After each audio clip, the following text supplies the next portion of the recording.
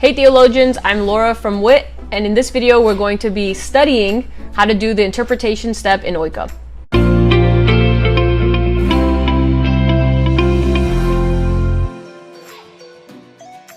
So if you haven't already, we'd recommend watching the first two videos in this playlist, which will be linked down below, but otherwise if you've seen them, let's jump right in.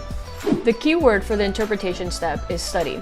This is where the meat of the OICA method is. This is where we're going to take the observations that we looked at in the first step and further study them in some of the resources that we're going to point you to. So these are the three resources that we would highly recommend for someone who's just starting out studying the Bible on a deeper level. For cultural background, you have the IVP Bible background commentaries. The IVPs are my personal favorite. Like, genuinely, I don't like to read my Bible without my IVP Bible background commentaries. For word studies, we have the Strong's Concordance, which has every word that's in the Bible listed and their meaning in another section. And then for just maps and stuff, you have the Bible Atlas. And we recognize that not everyone has access to these resources, but a lot of the same content is available online. Websites like Blue Letter Bible and Bible Gateway are great for resources that have comparable content. And don't underestimate the power of Google. For instance, if I just want to Google a map of Colossae, for example, you just type in map of Colossae, New Testament times, and then go to images, and there's so many pictures available. So now we're going to jump into a quick demonstration of the second step. What we're going to do first is we're going to take Ani's observations from the previous video and we're going to create a more full outline of our passage. Okay, so as you can see here, we have our basic outline of Colossians 2, 6 through 7. And, you know, it's very simple. I have things like first clause, second clause, third clause. Not really creative. Ani and I used to have this Bible college professor who always had these crazy alliterations like Paul's plan, Paul's purpose, Paul's passion.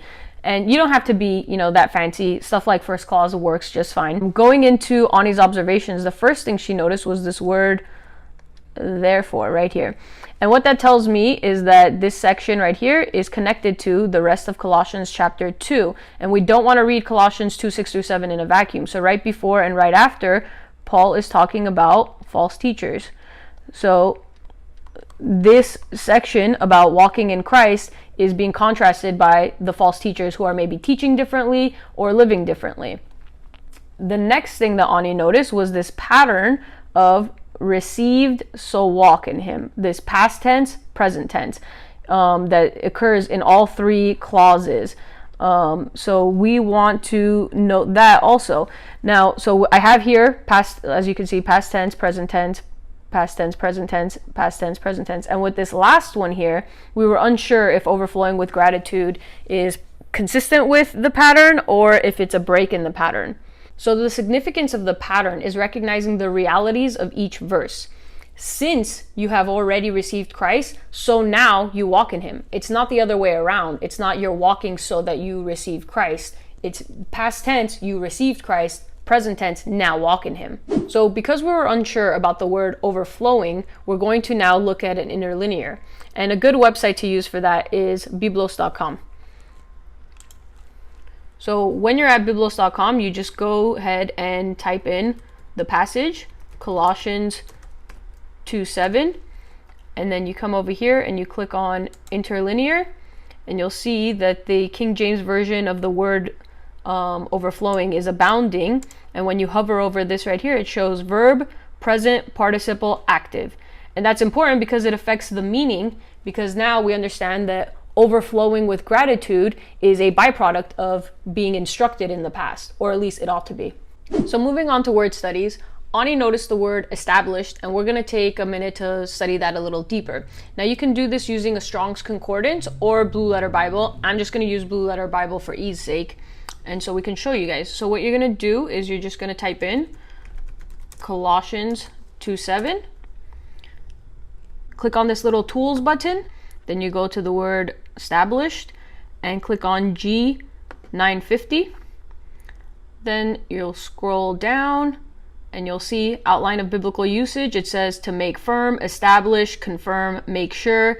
And then the Strong's definition says to establish, to confirm, and then establish again. That helps us a little bit in understanding the meaning of the text because we're built up and established in him. The word establish isn't like this first initial establishing. It's like to confirm, to make firm. It's a little further along the line in the path. And finally, I'm going to go through the IVP Bible Background Commentary, my personal favorite for some cultural context. So we're just going to go to Colossians chapter 2, verse 7. Oh, that was fast. And there's something written for verse 6 and verse 7. But we noticed that the reference for verse 7 gives light to the metaphors that Ani noticed. So I'm just going to read it for you for a second. It says, Paul combines agricultural and building images here, as in 1 Corinthians 3:9. The Old Testament prophets used this language for Israel. If they obeyed God, they would take root, be planted, built up, etc. And early Christians probably took this language from their preaching of the Old Testament.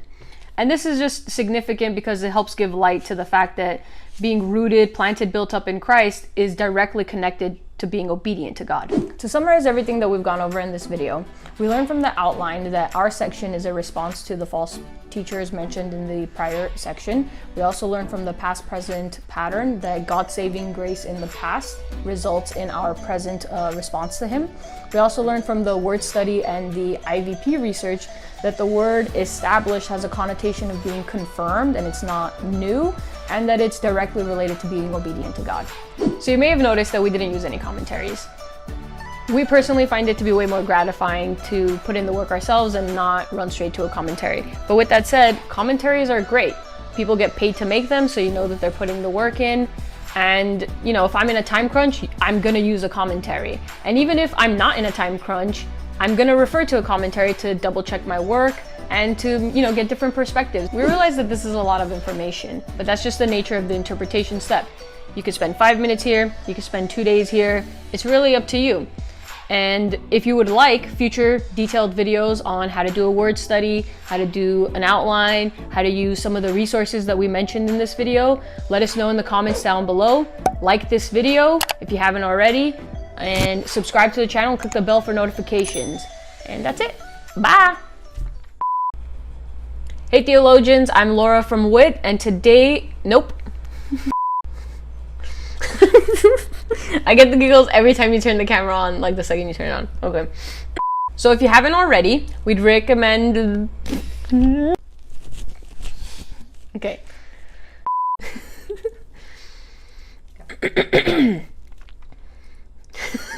I'm sorry. Okay, I can do this. Okay. The key word for this step is... No, where did... No!